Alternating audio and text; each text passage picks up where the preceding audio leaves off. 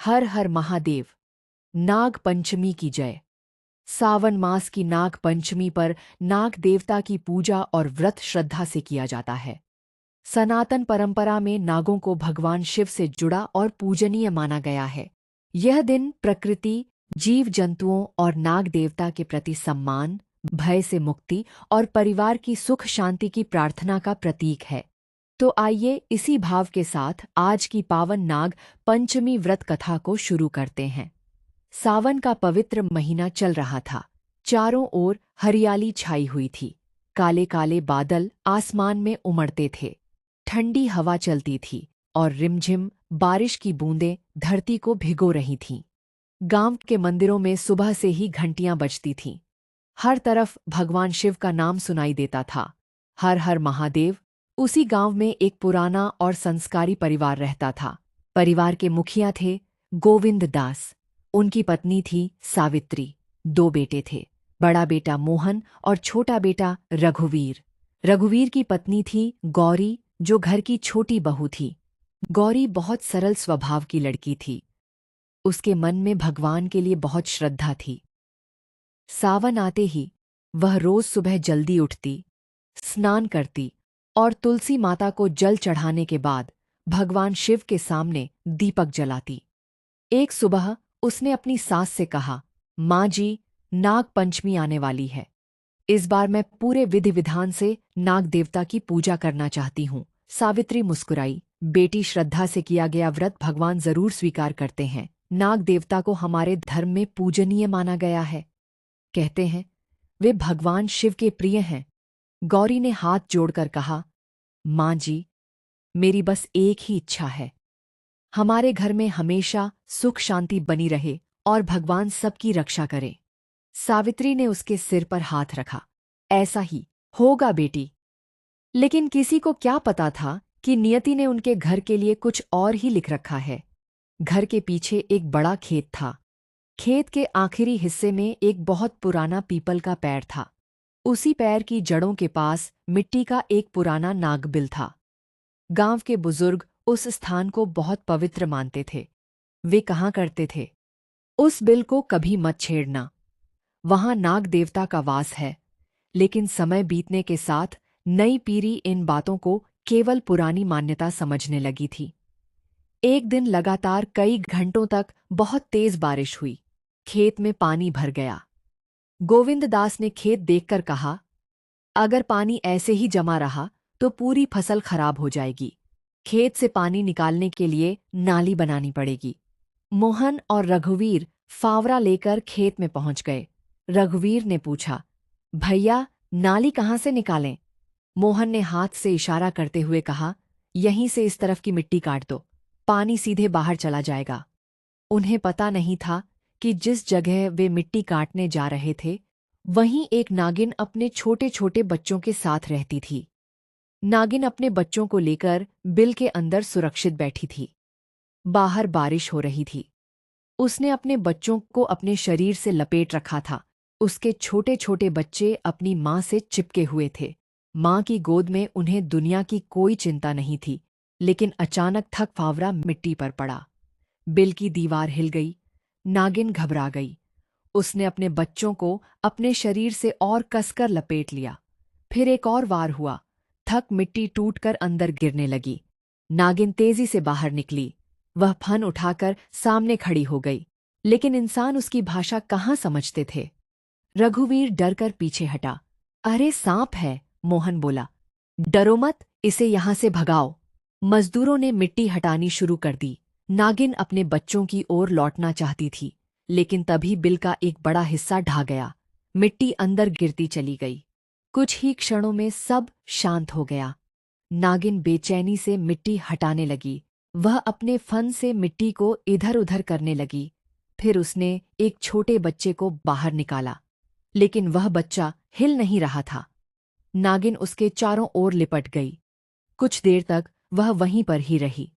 फिर उसने दूसरे बच्चे को खोजा, फिर तीसरे को, लेकिन एक एक करके उसके सारे बच्चे मिट्टी के नीचे दब चुके थे। उस माँ का संसार एक पल में उजड़ गया था। वह बार बार अपने बच्चों को छूती, उन्हें जगाने की कोशिश करती, लेकिन कोई नहीं उठा। अगर वह रो सकती तो शायद आसमान भी उसके साथ रो पड़ता। उसने अपना फन उठाकर उस घर की तरफ देखा। उसकी आंखों में क्रोध से ज्यादा दर्द था, एक माँ का दर्द। फिर वह धीरे धीरे वहां से चली गई। उधर घर में किसी को अपनी गलती का एहसास तक नहीं था। शाम को गौरी खेत की ओर गई। उसने देखा कि मिट्टी बिखरी हुई है। वहां कुछ छोटे छोटे सांपों के निशान थे। गौरी का दिल अचानक घबरा गया। उसने पास जाकर देखा, उसकी आंखें भर आईं। हे भगवान! उसे उसी क्षण अपनी माँ की कही हुई बात याद आई। बेटी, नाक के बिल को कभी नुकसान मत पहुंचाना, वहां भी किसी का घर होता है। गौरी वहीं बैठ गई। उसने मिट्टी को हाथ में उठाया। उसकी आंखों से आंसू गिरने लगे। क्या हमारे कारण किसी माँ के बच्चे? वह आगे कुछ बोल नहीं पाई। उसका गला भर आया।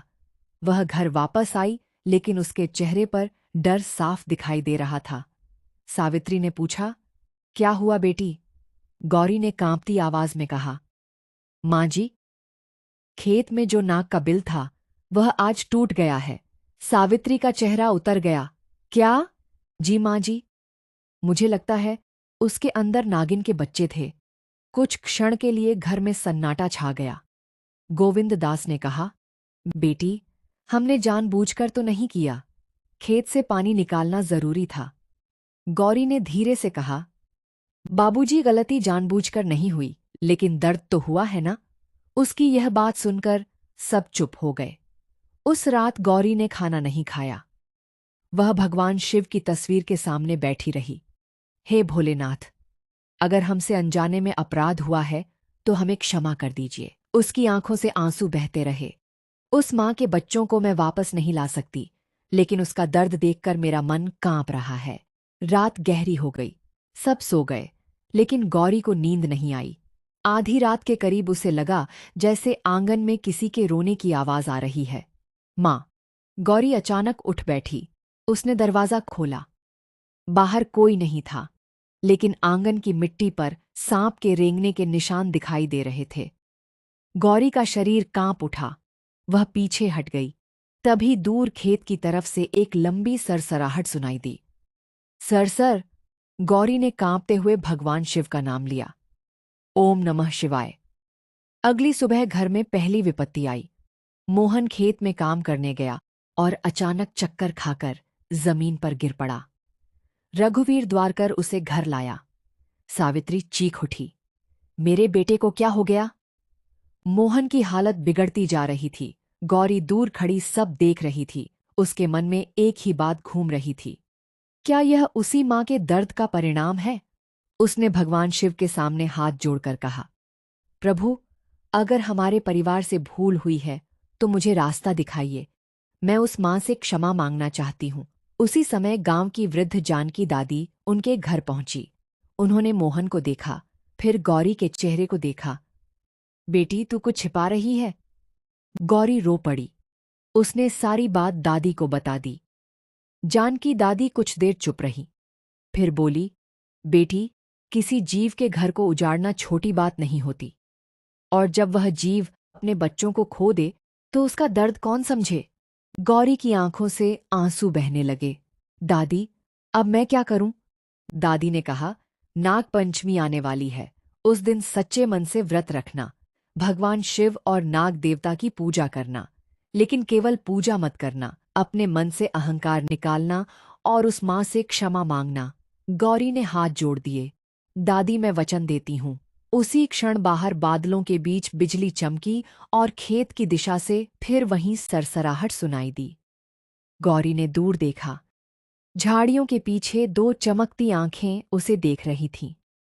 वही नागिन थी जिसकी गोद उजड़ चुकी थी, और अब उसकी आंखों में सिर्फ दर्द नहीं था, वह अपने बच्चों के लिए न्याय मांगने आई थी।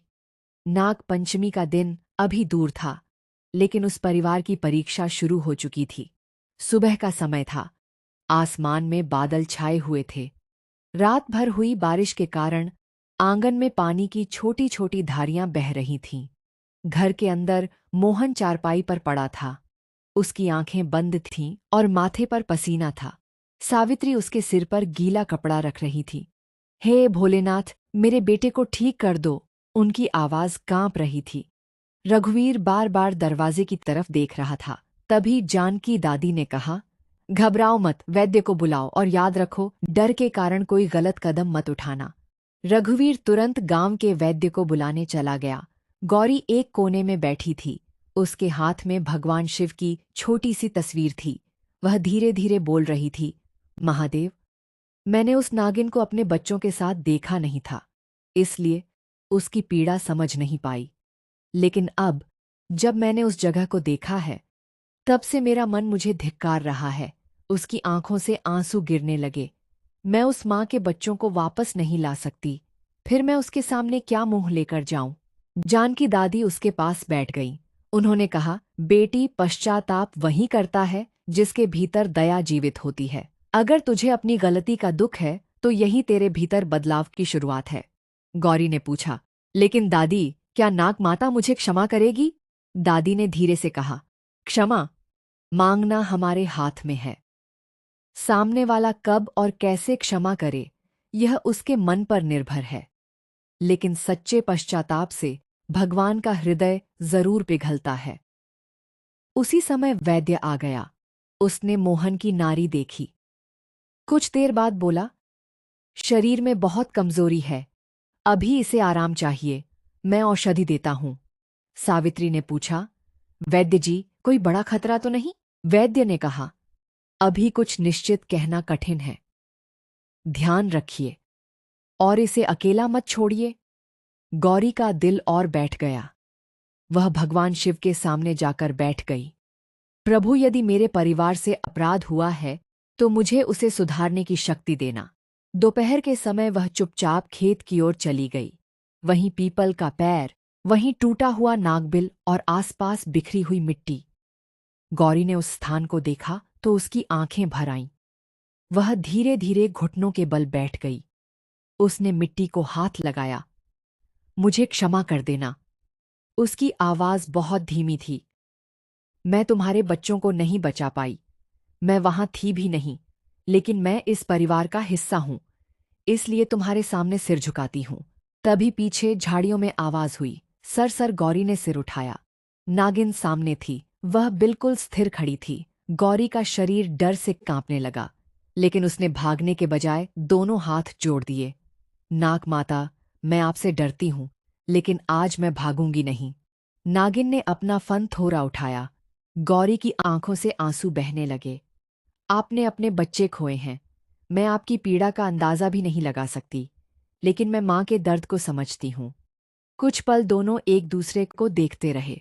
गौरी ने कहा, अगर मेरे सामने मेरे बच्चे को कोई मुझसे छीन ले तो शायद मैं भी जीते जी मर जाऊंगी। नागिन की आंखें चमक उठीं। गौरी का गला भर आया। आपके बच्चे मिट्टी में दब गए और हम घर में बैठे रहे। हमें पता तक नहीं था कि आपके साथ क्या हुआ। वह सिर झुकाकर रोने लगी। मुझे क्षमा कर दो। नागिन धीरे धीरे आगे बढ़ी। गौरी ने आंखें बंद कर लीं, लेकिन नागिन ने उसे कोई नुकसान नहीं पहुंचाया। वह टूटी हुई मिट्टी के पास गई और अपने फन से उस स्थान को छूने लगी। फिर उसने चारों ओर देखा, जैसे अपने बच्चों को खोज रही हो। गौरी का हृदय फटने लगा। माँ अपने बच्चों को आज भी ढूंढ रही है। उसके मुंह से बस इतना ही निकला। कुछ देर बाद नागिन ने सिर उठाया और गौरी की ओर देखा। फिर वह धीरे धीरे झाड़ियों में चली गई। गौरी काफी देर तक वहीं बैठी रही। उसने मिट्टी को माथे से लगाया। मैं तुम्हें भूलूंगी नहीं। जब वह घर लौटी तो उसकी आंखें लाल थीं। सावित्री ने पूछा, बेटी, तू रो क्यों रही है? गौरी ने सारी बात बता दी। सावित्री भी रो पड़ी। हे भगवान, हमने कितना बड़ा अनर्थ कर दिया। गोविंद दास भी वहां आ गए। गौरी ने उनसे कहा, बाबूजी, हमें उस स्थान की रक्षा करनी होगी। गोविंद दास ने सिर झुका लिया। हाँ बेटी, अब वहां कोई मिट्टी नहीं खोदेगा। रघुवीर ने भी कहा, मैं आज ही उसके चारों ओर बांस की घेराबंदी करवा दूंगा। लेकिन उसी रात घर में एक और संकट आ गया। अचानक गाय बुरी तरह रंभाने लगी। अम्बा अम्बा, सावित्री द्वार कर बाहर गई। गाय बार बार पीछे हट रही थी। उसके सामने आंगन के कोने में एक सांप का छोटा सा बच्चा पड़ा था। रघुवीर डंडा लेकर आगे बढ़ा। इसे हटाना पड़ेगा। गौरी ने तुरंत उसका हाथ पकड़ लिया। नहीं, रघुवीर चौंका। क्यों? गौरी ने कहा। इसे मत मारो, इसे रास्ता दे दो। लेकिन यह घर में है, तो इसे बिना नुकसान पहुंचाए बाहर जाने दो। जानकी दादी ने भी कहा। गौरी ठीक कह रही है, डर के कारण हिंसा करना धर्म नहीं है। रघुवीर पीछे हट गया। कुछ देर बाद वह छोटा सांप धीरे धीरे दीवार के पास से निकलकर बाहर चला गया। गौरी उसे देखती रही। उसके मन में एक अजीब सी भावना जागी। कहीं यह उसी नागिन का बच्चा तो नहीं? लेकिन वह तुरंत समझ गई कि वह केवल अनुमान लगा रही है। उसने भगवान शिव का स्मरण किया। प्रभु, मुझे भ्रम नहीं चाहिए, मुझे केवल सही मार्ग चाहिए। अगले दिन जानकी दादी ने गौरी को बुलाया। बेटी, नागपंचमी आने वाली है। अगर तू सच में प्रायश्चित करना चाहती है तो उस दिन व्रत रख। गौरी ने कहा। दादी, मैं व्रत जरूर रखूंगी, लेकिन याद रखना, व्रत केवल भूखा रहने का नाम नहीं है। मन में किसी के प्रति क्रोध ना रखना, जीवों के प्रति दया रखना और अपनी भूल को स्वीकार करना भी व्रत का हिस्सा है। गौरी ने हाथ जोड़ दिए। मैं पूरे मन से करूंगी। उस रात उसने एक संकल्प लिया। नागपंचमी के दिन मैं भगवान शिव और नाग देवता की पूजा करूंगी। उस स्थान पर दीपक जलाऊंगी और जब तक मेरे मन को शांति नहीं मिलेगी तब तक मैं उस माँ के दर्द को याद रखूंगी। लेकिन उसी रात, जब पूरा परिवार सो रहा था, गौरी को फिर वही आवाज सुनाई दी। माँ वह चौंक कर उठ बैठी। इस बार आवाज घर के अंदर से नहीं, बल्कि खेत की ओर से आ रही थी। गौरी ने खिड़की से बाहर देखा। चांद बादलों के पीछे छिपा था। दूर नागबिल के पास एक परछाई दिखाई दे रही थी। नागिन वहां बैठी थी और उसके सामने मिट्टी के ऊपर एक छोटा सा फूल पड़ा था। गौरी समझ नहीं पाई कि वह फूल वहां कैसे आया। वह धीरे से बाहर निकली, लेकिन जैसे ही वह खेत की ओर बढ़ी, नागिन ने अपना फन उठा लिया। गौरी वहीं रुक गई। उसने हाथ जोड़ दिए। नाग माता, मैं तुम्हारे पास लड़ने नहीं, क्षमा मांगने आई हूं। नागिन कुछ क्षण तक उसे देखती रही। फिर उसने अपना सिर उस मिट्टी की ओर झुका दिया जहां उसके बच्चे दबे थे। गौरी की आंखों से आंसू बहने लगे।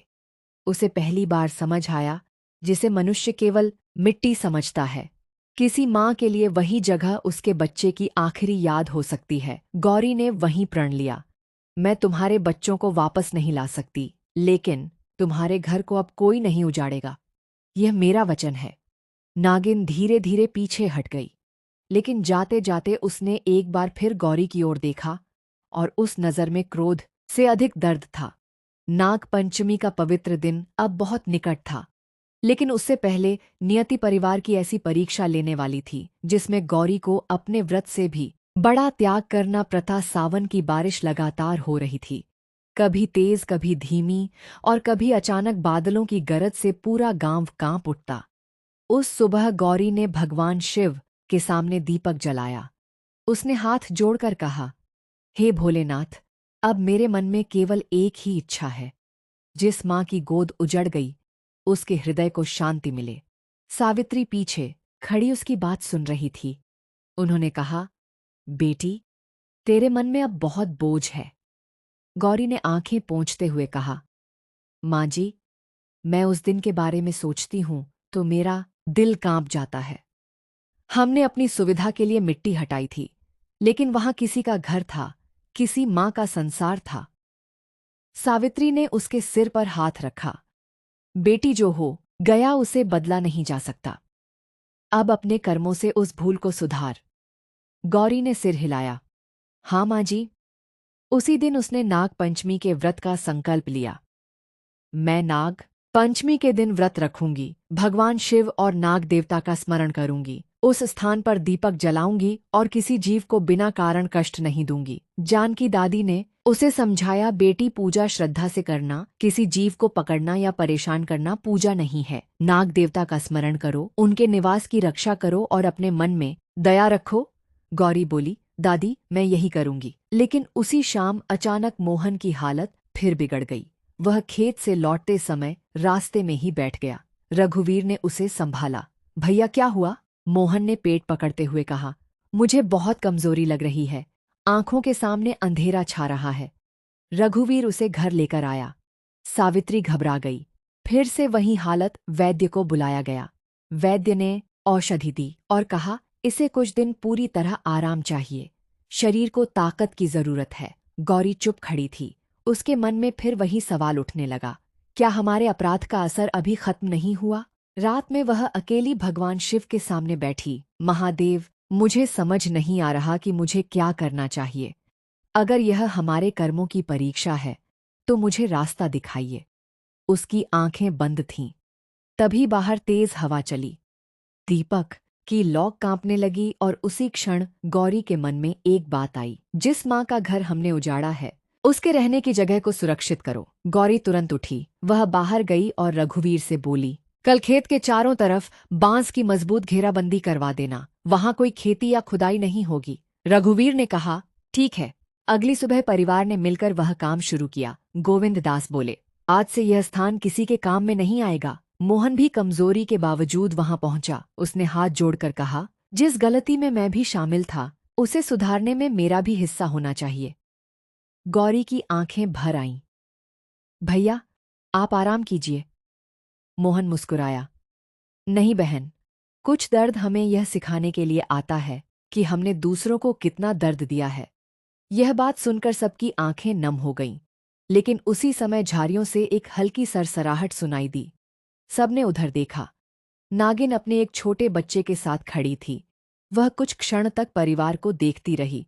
गोविंद दास ने हाथ जोड़ लिए। नाग माता, अब यह स्थान आपका है। हम इसे नहीं छेड़ेंगे। नागिन धीरे धीरे पीछे हट गई। गौरी की आंखों में आंसू थे। उसने मन ही मन कहा, तुम्हारा एक बच्चा तो बचा है, भगवान उसे सुरक्षित रखें। कुछ दिन बीत गए। नाग पंचमी का दिन नजदीक आने लगा।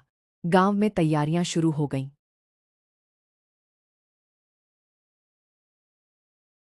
लेकिन गौरी के लिए यह दिन उत्सव से अधिक प्रायश्चित का दिन था। नाग पंचमी से एक दिन पहले उसने अपनी सास से कहा, सावित्री माँ बोली, जी, बेटी कल अपनी मैं पूरा शक्ति दिन का भी भगवान ध्यान का रखना। स्मरण। गौरी मुस्कुराई। माँ जी, मेरे मन में इतनी पीड़ा है देर कि तक मुझे जागती भूख रही। का एहसास उसे भी नहीं बार-बार होगा। वही दृश्य उस दिखाई रात देता। वह मिट्टी में दबे छोटे छोटे बच्चे, उनके पास बैठी नागिन बोली, और उसकी नाग आंखों माता, में असहाय मैं तुम्हारे दर्द। बच्चों को वापस गौरी नहीं ला रोते हुए सकती। भगवान शिव की काश तस्वीर उस की दिन ओर मुझे देखा। पता होता कि वहां प्रभु, तुम्हारा घर है। मुझे इतनी शक्ति काश देना मैंने कि अपने मैं अपनी परिवार को भूल से रोक लिया भागू होता। नहीं। अचानक बाहर से जोर निकली। की आवाज आई। आंगन में रखा धड़ाम, अनाज का बर्रा गौरी मटका गिर गया घबराकर था बाहर और उसके पास एक छोटा सांप तेजी से दीवार की ओर जा रहा था। गौरी ने उसका अगर हाथ ये लेकर किसी को आगे काट बढ़ा। ले तो? नहीं, इसे रघुवीर अभी ने मार देता शांत हूं। स्वर में कहा, इसे मारना जरूरी नहीं है। घर खाली कर बेटी देंगे। ठीक कह इसे रही है। निकल जाने देंगे। सावधानी जरूरी जानकी है। दादी ने लेकिन कहा, बिना कारण किसी जीव को मारना समाधान नहीं। सब लोग पीछे हट गए। कुछ ही देर में वह सांप दीवार के एक छेद से बाहर उसने चला भगवान गया। शिव को प्रणाम किया। गौरी ने राहत की सांस आज ली। मैंने डर पर दया को जीतते देखा। वस्त्र अगली पहने। सुबह नाग पंचमी भगवान आ गई। शिव के सामने दीपक सूरज जलाया। निकलने से पहले फिर ही उसने गौरी हाथ उठ गई। जोड़कर उसने संकल्प स्नान किया, मैं आज नाग साफ पंचमी का व्रत से जो श्रद्धा से अज्ञानवश रखती हूँ। अपराध हुआ, हे भगवान शिव, उसके लिए मेरे मैं परिवार क्षमा से मांगती हूँ। हे नाग देवता, उस माँ की पीड़ा को समझने की बुद्धि मुझे देना। की तैयारी करने उसने लगी। अन्न ग्रहण आंगन नहीं में किया। उसने मिट्टी रोली से नाग और पूजा देवता और की दीपक आकृति रखे। बनाई। फिर वह उस हल्दी, पुराने नागबिल के पास गई।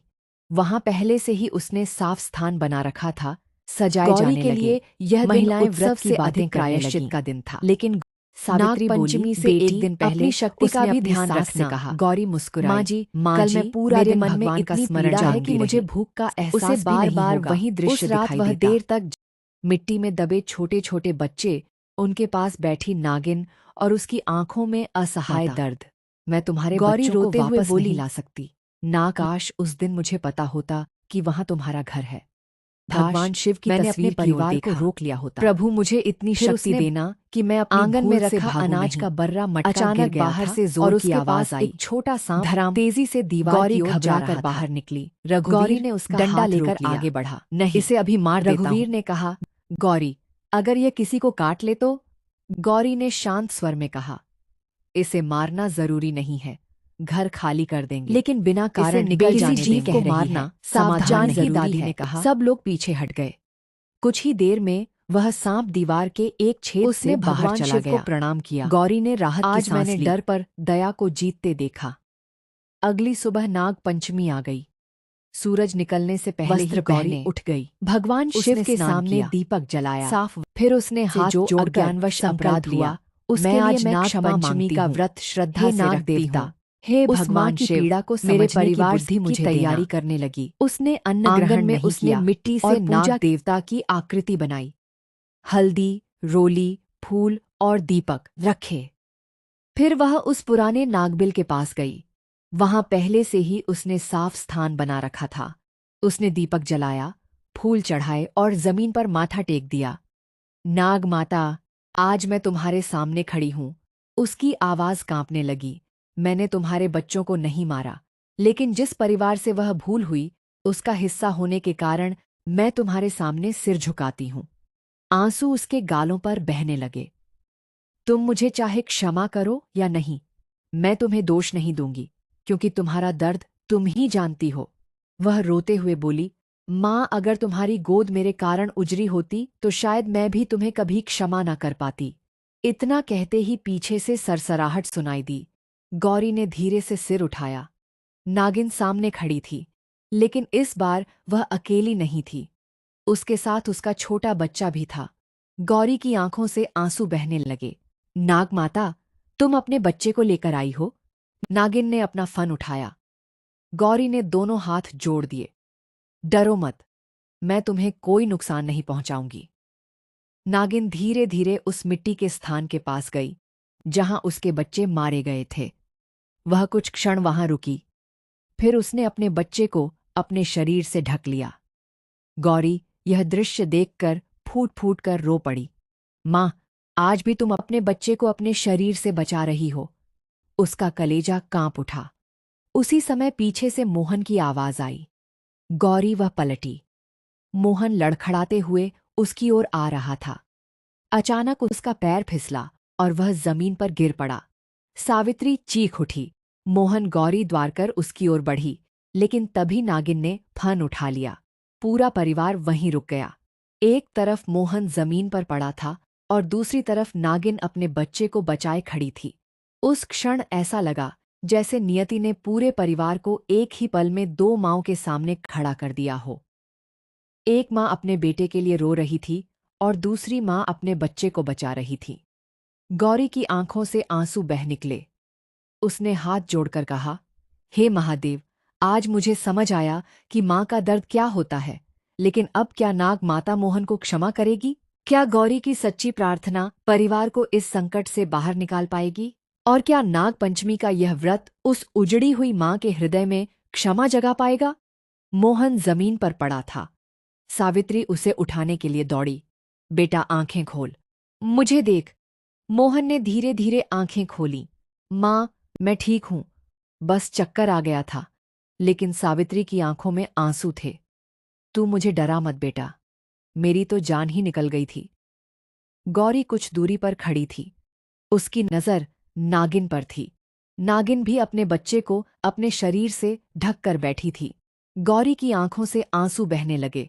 उसने मन ही मन कहा, हे भगवान, आज मुझे माँ का दर्द दोनों तरफ दिखाई दे रहा है। एक तरफ सावित्री का बेटा जमीन पर गिरा था और दूसरी तरफ नागिन अपने बच्चे को बचाने के लिए फन उठाए बैठी थी। गौरी धीरे धीरे नागिन के सामने बैठ गई। उसने दोनों हाथ जोड़ लिए। नाग माता, आज मैं तुमसे अपने परिवार के लिए कुछ मांगने नहीं आई हूं। वह रोते हुए बोली, मैं बस इतना कहना चाहती हूं कि आज मुझे तुम्हारा दर्द समझ में आ गया है। नागिन शांत रही। गौरी ने आगे कहा, जब मोहन गिरा तो मेरी सास का कलेजा कांप उठा। लेकिन तुम्हारे बच्चे जब मिट्टी के नीचे दबे होंगे, तब तुम्हारा क्या हुआ होगा? तुमने किसे पुकारा होगा? किससे मदद मांगी होगी? उसकी आवाज टूट गई। तुम तो बोल भी नहीं सकती थी। तुम्हारा दर्द सुनने वाला भी कोई नहीं था।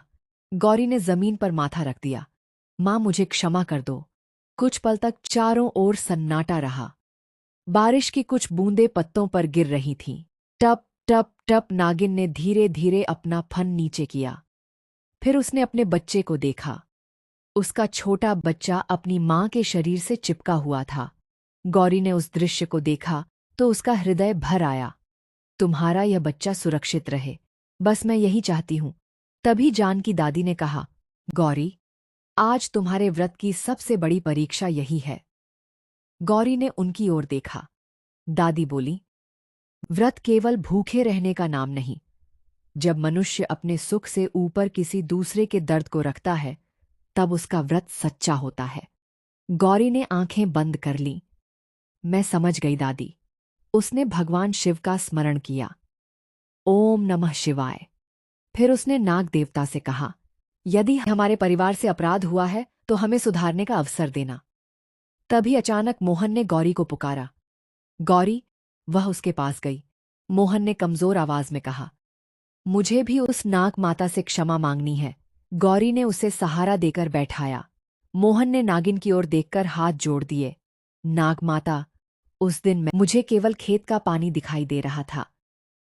मुझे यह नहीं दिखाई दिया कि मिट्टी के नीचे किसी माँ का घर है।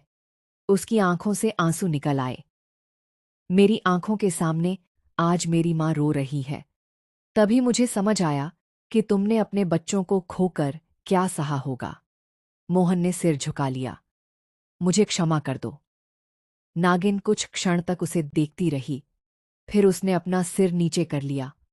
रघुवीर यह दृश्य देखकर भावुक हो गया। उसने भी हाथ जोड़ दिए। नाग माता, मैं भी दोषी हूं। मैंने उस दिन तुम्हें केवल एक सांप समझा था। आज समझ आया कि तुम भी अपने बच्चे के लिए उतनी ही बेचैन होती हो जितनी हमारी माँ हमारे लिए। गोविंददास आगे आए। उन्होंने कहा, आज से यह स्थान हमारा नहीं तुम्हारा है। हम इसकी रक्षा करेंगे। सावित्री भी मोहन के पास से उठी। उन्होंने हाथ जोड़कर कहा, माँ होकर मैं तुम्हारे दर्द को सबसे ज्यादा समझ सकती हूँ। अपने बच्चों को खोने का दुख किसी शत्रु को भी ना मिले।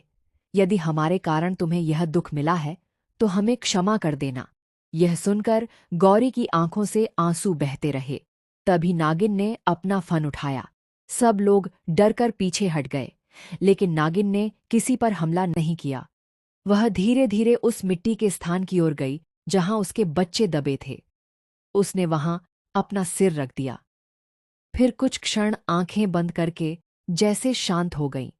गौरी समझ गई, उसे अभी भी अपने बच्चे याद हैं। जान की दादी ने कहा, बेटी माएं अपने बच्चे को कभी नहीं भूलती। क्षमा का अर्थ यह नहीं कि दर्द की याद मिट जाती है। क्षमा का अर्थ है दर्द के साथ भी आगे बढ़ने की शक्ति मिल जाना। गौरी ने सिर झुका लिया। उसी समय तेज हवा चली।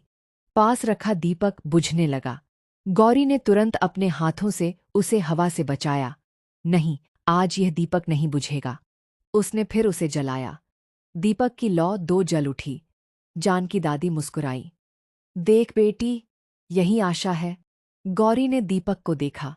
उसके मन में लगा जैसे भगवान शिव कह रहे हों, अंधकार कितना भी गहरा हो, सच्चे पश्चाताप की एक छोटी सी ज्योति उसे दूर कर सकती है। नागिन अपने बच्चे के साथ धीरे धीरे पीछे हटने लगी। गौरी ने हाथ जोड़कर कहा, नाग माता, मैं तुम्हें रोकूंगी नहीं। बस इतना चाहती हूं कि तुम सुरक्षित रहो। नागिन ने एक बार पीछे मुड़कर देखा। फिर वह अपने बच्चे के साथ झाड़ियों में चली गई। उसके जाने के बाद मोहन की हालत अचानक कुछ बेहतर लगने लगी। वह धीरे से बोला, गौरी, मुझे अब शरीर में पहले जैसी कमजोरी नहीं लग रही। सावित्री ने तुरंत भगवान शिव का नाम लिया, हर हर महादेव। लेकिन जानकी दादी ने कहा, यह केवल चमत्कार समझकर मत बैठो। वैद्य की औषधि भी लो, आराम भी करो और अपने कर्मों को भी सुधारो। सब ने दादी की बात मानी। उस दिन शाम तक मोहन की हालत काफी सुधर गई। गौरी ने अपना व्रत जारी रखा। शाम को उसने भगवान शिव के सामने दीपक जलाया। उसने कहा, प्रभु, आज मैंने जाना कि क्षमा मांगना आसान है, लेकिन अपनी गलती को हृदय से स्वीकार करना बहुत कठिन है। उसकी आंखों में आंसू थे। मैं उस माँ के बच्चों को वापस नहीं ला सकती, लेकिन मैं वचन देती हूँ कि अब किसी जीव का घर नहीं उजड़ने दूंगी। अगली सुबह परिवार ने उस स्थान के चारों ओर मजबूत बांस की घेराबंदी कर दी। वहां एक छोटा सा पत्थर रखकर उस पर नाग देवता का प्रतीक बनाया गया। गोविंद दास ने गांव वालों को बुलाकर कहा, आज से कोई इस स्थान पर खुदाई नहीं करेगा, कोई पत्थर नहीं मारेगा, कोई नाग को नुकसान नहीं पहुंचाएगा। गांव के लोग भी सहमत हो गए। लेकिन उसी दिन गांव के एक गरीब किसान की खबर आई कि उसके घर में सांप घुस गया है। कुछ लोग उसे मारने के लिए द्वार पड़े। गौरी ने उन्हें रोक दिया। रुकिए, इसे मारिए मत। एक आदमी बोला, बहू ये बहुत खतरनाक है। गौरी ने कहा, खतरा हो सकता है इसलिए सावधानी रखिए, लेकिन बिना कारण इसे मारना जरूरी नहीं। किसी जानकार व्यक्ति की मदद से इसे सुरक्षित जगह छोड़ दीजिए। जानकी दादी ने भी कहा, यही धर्म है, सावधानी भी और करुणा भी। लोगों ने सांप को बिना नुकसान पहुंचाए वहां से निकाल दिया। उस दिन गौरी को लगा कि शायद उसकी छोटी सी भूल ने उसके जीवन में एक बड़ा सबक दिया है। रात को उसने भगवान शिव के सामने बैठकर कहा, भोलेनाथ, अब मैं केवल अपने परिवार की रक्षा नहीं मांगती, मैं चाहती हूं कि मेरे मन में दया हमेशा जीवित रहे। उसी रात उसे एक सपना आया। उसने देखा वही नागिन अपने बच्चों के पास बैठी है, लेकिन इस बार उसके बच्चे मिट्टी में दबे नहीं हैं, वे उसके आसपास खेल रहे हैं। नागिन ने गौरी की ओर देखा। उसकी आंखों में अब क्रोध नहीं था, केवल शांति थी। गौरी सपने में रोते हुए बोली, माँ, क्या तुमने मुझे क्षमा कर दिया? नागिन ने कुछ नहीं कहा, बस अपना फन झुकाया और सपना टूट गया। गौरी की आंख खुली तो सुबह हो चुकी थी।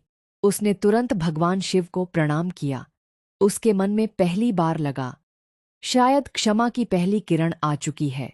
लेकिन नियति का अंतिम फैसला अभी बाकी था, क्योंकि कुछ ही दिनों बाद गांव में ऐसी विपत्ति आने वाली थी जिसमें केवल गौरी का परिवार ही नहीं, पूरा गांव नाग माता के सामने खड़ा होने वाला था। और उस दिन यह तय होना था कि मनुष्य अपने डर को चुनेगा या धर्म और करुणा को। लेकिन नियति ने अभी अपनी आखिरी परीक्षा नहीं ली थी। नाग पंचमी के कुछ दिन बाद गांव में लगातार कई दिनों तक बहुत तेज बारिश हुई। नदी का पानी बढ़ने लगा, खेतों में पानी भर गया, कच्चे रास्ते कीचड़ में बदल गए। गांव के लोग अपने घरों को बचाने में लगे थे। गोविंद दास भी सुबह सुबह खेत देखने गए। वापस लौटे तो उनके चेहरे पर चिंता थी। रघुवीर ने पूछा, बाबूजी क्या हुआ? गोविंद दास बोले, नदी का पानी खेतों की तरफ भर रहा है। अगर आज रात बारिश और तेज हुई तो कई खेत डूब सकते हैं। गांव में चिंता फैल गई। शाम होते होते बारिश और तेज हो गई। आसमान में बिजली चमकने लगी। कर्रर बच्चे डर कर अपनी माँओं से चिपक गए। गौरी भी खिड़की से बाहर देख रही थी। अचानक उसकी नज़र उसी पुराने पीपल के पैर की तरफ गई। उसने देखा कि पानी धीरे धीरे नागबल की ओर बढ़ रहा था। उसका हृदय कांप उठा। हे महादेव, नागमाता का घर! वह तुरंत बाहर जाने लगी। सावित्री ने पूछा, बेटी, इतनी बारिश में कहाँ जा रही है? गौरी बोली, माँ जी, पानी नागबिल की तरफ जा रहा है। सावित्री कुछ क्षण चुप रही, फिर बोली, बेटी, अकेली मत जाना। गोविंद दास, रघुवीर और मोहन भी उसके साथ चल पड़े। जब वे वहां पहुंचे तो दृश्य देखकर सबके होश उड़ गए। नागबिल के चारों तरफ पानी जमा हो चुका था। नागिन अपने छोटे बच्चे को लेकर एक ऊंचे पत्थर पर बैठी थी। बच्चा बारिश से कांप रहा था। नागिन ने अपने शरीर से उसे ढक रखा था। गौरी की आंखों से आंसू निकल आए। माँ, फिर से तुम्हारे बच्चे पर संकट आ गया। वह कुछ दूर बैठ गई। डरो मत, हम तुम्हें नुकसान नहीं पहुंचाएंगे। गोविंद दास ने चारों ओर देखा। अगर पानी इसी तरह बढ़ता रहा तो बिल पूरी तरह डूब जाएगा। रघुवीर बोला, हमें पानी का रास्ता बदलना होगा। सब लोग काम में लग गए। मिट्टी के बोरे लाए गए, बांस लगाए गए, लेकिन बारिश इतनी तेज थी कि हर बार बनाया गया बांध टूट जाता। मोहन ने कहा, भैया, इस तरफ मिट्टी और डालो। रघुवीर बोला, मिट्टी बह जा रही है। गौरी ने हाथ जोड़कर भगवान शिव का नाम लिया, ओम नमः शिवाय। फिर वह बोली, हार मत मानिए। उस दिन हमने अज्ञान में उनका घर तोड़ा था। आज अगर हमारी आंखों के सामने उनका घर पानी में डूब गया तो हम खुद को कभी क्षमा नहीं कर पाएंगे। गोविंद दास ने कहा, बेटी सही कह रही है। जब तक पानी का रास्ता नहीं बदलता, हम भी नहीं मदद के रुकेंगे। लिए आ गए। धीरे पूरे धीरे परिवार पानी ने का मेहनत बहाव की। दूसरी ओर मुड़ने गांव लगा। के कुछ लोग नागबिल बच गया। नागिन अब भी अपने खतरा बच्चे टल को गया अपने है, शरीर से तो ढककर उसने बैठी धीरे थी। धीरे अपना जब फन उसे लगा उठाया। कि उसने पहले अपने बच्चे को देखा, फिर पूरे परिवार की ओर देखा, बचा पाए। गौरी ने शायद हाथ यह जोड़ दिए। हमारे अपराध का माँ, पूरा आज हम प्रायश्चित तुम्हारा नहीं घर है, धीरे लेकिन धीरे हमारी सुरक्षित कोशिश स्थान की ओर स्वीकार चली कर गई। लेना। गौरी वहीं नागिन बैठकर कुछ रोने देर लगी। तक उसे देखती सावित्री रही। ने उसके फिर वह कंधे पर अपने हाथ बच्चे को रखा। लेकर गौरी ने कहा, बेटी, माँ जी, आज उस तू दिन क्यों रो इस रही माँ है? ने अपने बच्चे खो दिए थे। आज जब उसका एक बच्चा मेरी आंखों के सामने कांप रहा था, तब मुझे लगा सावित्री भी जैसे रो पड़ी। मेरे सामने वही बेटी, दर्द शायद फिर से भगवान खड़ा ने है। हमें उस दिन की गलती सुधारने का सुरक्षित अवसर था। दिया है। गांव अगली के सुबह बुजुर्गों ने बारिश कहा, थम गई। आज से गांव इस में स्थान सूरज की निकला। रक्षा पूरे गांव लोगों की ने जिम्मेदारी देखा होगी कि नाग एक बुजुर्ग बोले। लेकिन अब समझ हमने आया हमेशा कि पूजा नाग केवल पंचमी फूल पर चराना पूजा नहीं की है। उनके रहने की जगह को सुरक्षित दूरी बनाए रखी। सब लोग पीछे हटिए, इसे रास्ता दीजिए। नागिन ने कुछ क्षण बच्चे की ओर देखा, फिर धीरे धीरे पीछे हट गई। बच्चा रोते हुए अपनी माँ से लिपट गया। गांव वालों ने राहत की सांस ली। जानकी दादी बोली, देखा, उसने बच्चे को नुकसान नहीं पहुंचाया। वह केवल अपने बच्चे और अपने घर की रक्षा कर रही थी। गांव के लोगों के मन का डर थोड़ा कम हुआ। उसी शाम गांव में एक सभा हुई। गोविंद दास ने कहा, हमसे एक बड़ी भूल हुई थी। हमने एक नागिन के घर को नुकसान पहुंचाया था, लेकिन उस भूल ने हमें बहुत बड़ा पाठ सिखाया है। उन्होंने हाथ जोड़कर कहा, अब से गांव में कोई भी नाग के बिल को नहीं तोड़ेगा। अगर सांप किसी घर में आ जाए तो उसे मारने के बजाय सुरक्षित तरीके से बाहर निकाला जाएगा। सब ने सहमति में सिर हिलाया। गौरी की आंखों में आंसू आ गए। उसे लगा जैसे उसका पश्चाताप अब केवल उसके घर तक सीमित नहीं रहा। उसकी गलती ने पूरे गांव को दया का पाठ पढ़ा दिया था। रात को वह मंदिर गई। भगवान शिव की मूर्ति के सामने बैठकर उसने कहा, महादेव, मैंने कभी नहीं सोचा था कि एक अनजानी भूल मुझे इतना बदल देगी। पहले मैं पूजा को केवल पूजा समझती थी। अब समझ आया कि पूजा का अर्थ है दया, करुणा और किसी के जीवन का सम्मान। वह रोते हुए बोली, उस माँ ने अपने बच्चों को खोया, लेकिन उसने हमें भी कुछ दिया। उसने हमें यह सिखाया कि क्रोध से बड़ा क्षमा का मार्ग होता है। उसने दीपक जलाया। हे भोलेनाथ, अगर नाग माता ने हमें क्षमा कर दिया हो तो उसके बच्चे को हमेशा सुरक्षित रखना। तभी मंदिर के बाहर से सरसराहट की आवाज आई। गौरी ने धीरे से बाहर देखा। वहीं नागिन मंदिर की सीढ़ियों से थोड़ी दूर खड़ी थी। उसके साथ उसका बच्चा भी था। गौरी की आंखें भर आईं। वह वहीं बैठ गई। उसने हाथ जोड़कर कहा, माँ, तुम यहां? नागिन कुछ क्षण तक उसे देखती रही। गौरी ने धीरे से कहा, आज मैं तुमसे अपने लिए कुछ नहीं मांगूंगी। बस तुम्हें देखकर मन शांत हो गया। नागिन ने अपने बच्चे को अपने पास खींच लिया। फिर उसने अपना फन झुकाया। गौरी की आंखों से आंसू बह निकले। क्या तुमने मुझे क्षमा कर दिया? नागिन कुछ क्षण वहीं रही, फिर अपने बच्चे के साथ अंधेरे में चली गई। गौरी देर तक उसे देखती रही। उसके मन में पहली बार ऐसा लगा जैसे उसके अपराध का बोझ हल्का हो गया हो। लेकिन उसी क्षण जानकी दादी उसके पास आकर बोली, बेटी, याद रखना, क्षमा मिल जाना कथा का अंत नहीं है। उसके बाद उस क्षमा के योग्य जीवन जीना ही असली परीक्षा है। गौरी ने सिर झुकाकर कहा, दादी, मैं जीवन भर इस बात को नहीं भूलूंगी। कुछ दिनों बाद मोहन पूरी तरह स्वस्थ हो गया। घर की गाय भी ठीक हो गई। खेत में फसल फिर हरी होने लगी। परिवार के जीवन में धीरे धीरे शांति लौट आई और सबसे बड़ा परिवर्तन यह हुआ कि घर के छोटे बड़े सभी लोग अब हर जीव के प्रति दया रखने लगे। गौरी ने नागबिल के पास एक छोटा सा पत्थर रख दिया जिस पर उसने सिंदूर और हल्दी से नाग देवता का प्रतीक बनाया। हर सुबह वह वहां दीपक जलाती। वह कहती, हे नाग देवता, हमारे भीतर दया बनाए रखना। सावित्री भी उसके साथ खड़ी होती।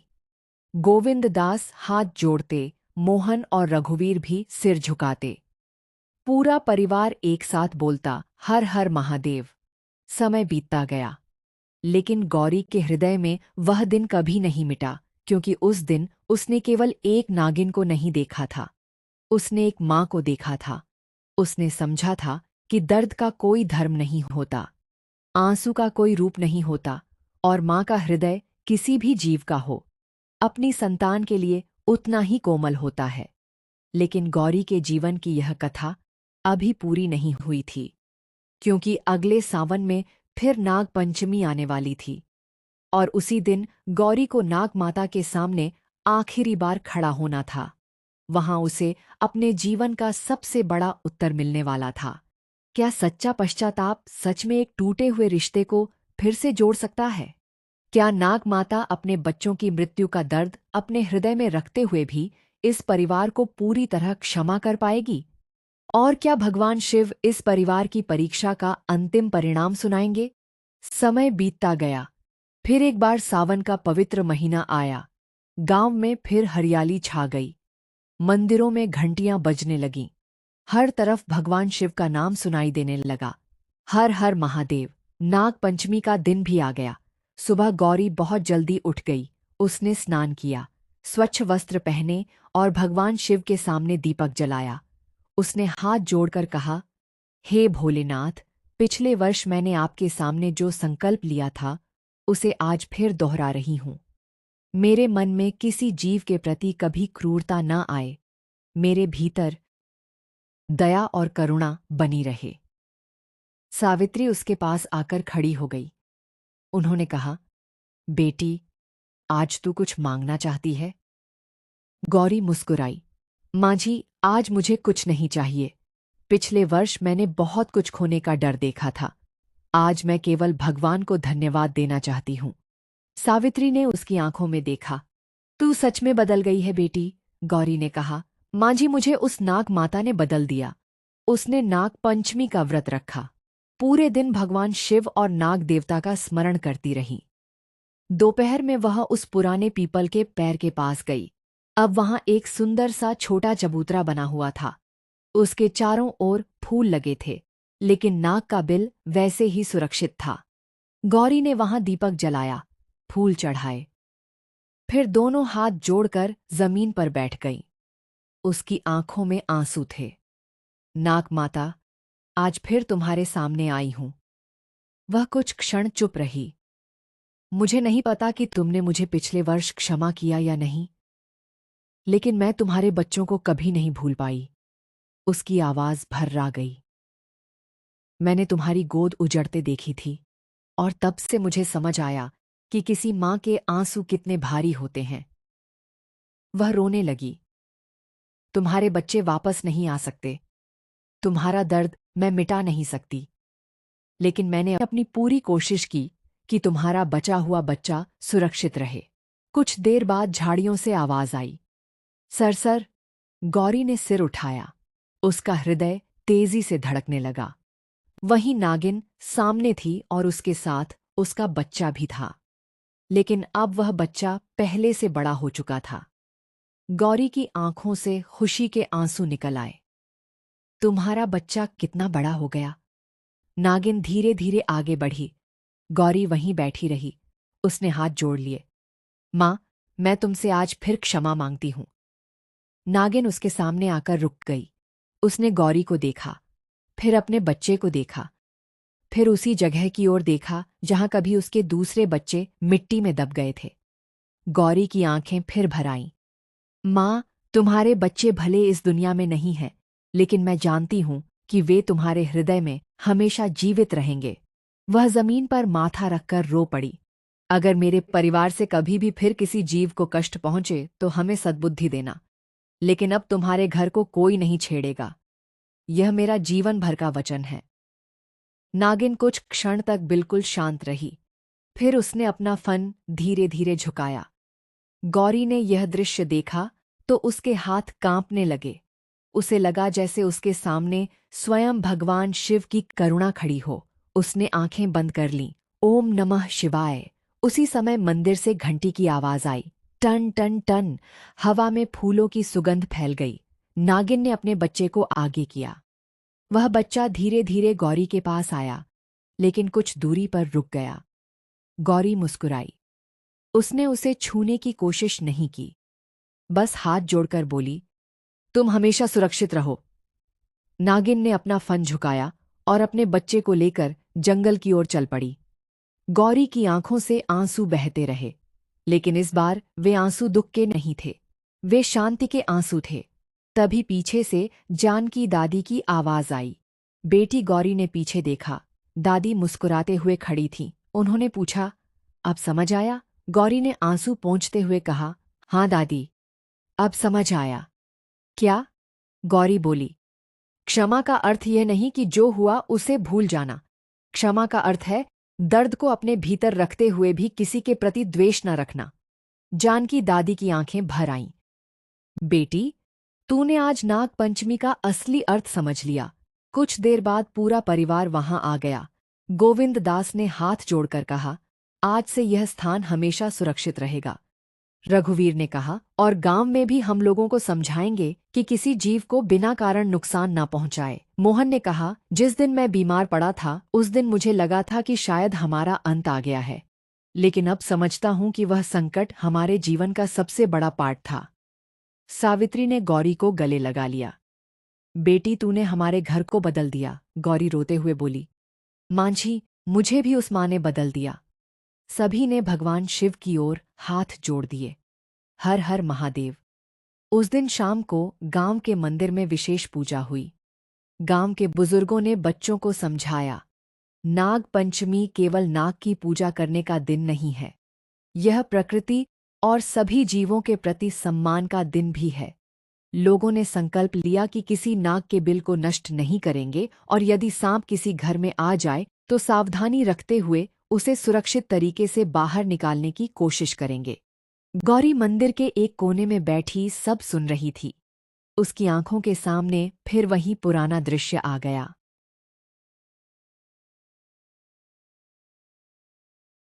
एक नागिन मिट्टी में दबे उसके बच्चे और उस मां की बेचैन आंखें।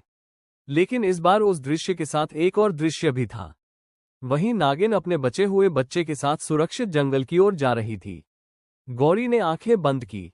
हे महादेव, आपका धन्यवाद। उसने हाथ जोड़कर कहा, आपने मुझे सिखाया कि मनुष्य से गलती हो सकती है, लेकिन गलती को समझकर बदल जाना ही सच्चा प्रायश्चित है। फिर उसने कहा, जिस मां की गोद उजरी थी उसकी क्षमा ने हमारे पूरे परिवार की सोच बदल दी। मंदिर की घंटियां बज उठी। Ton ton ton. गौरी के चेहरे पर शांति थी।